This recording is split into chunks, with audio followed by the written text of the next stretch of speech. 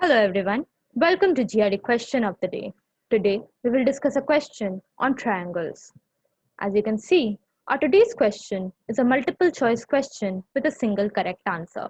In this question, we are given that point A is located in the interior of triangle B and on line C.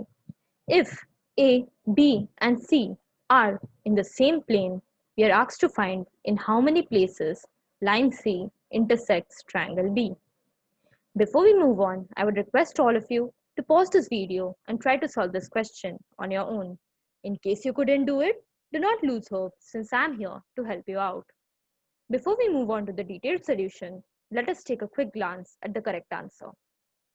As you can see, the correct answer is option 3. That is, the line C intersects triangle B in exactly two places.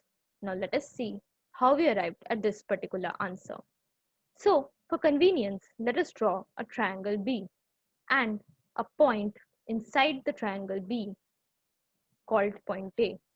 Now, as you can see, an infinite number of lines can pass through point A. Let us, for example, take line C as this orientation. In this case, we see that the line cuts the triangle in exactly 2 points. Now, let us change the orientation and check again. In any case, you will see that the line intersects the triangle in only two places, and hence we arrive at the correct answer as option 3, that is 2. I hope you guys could follow the solution.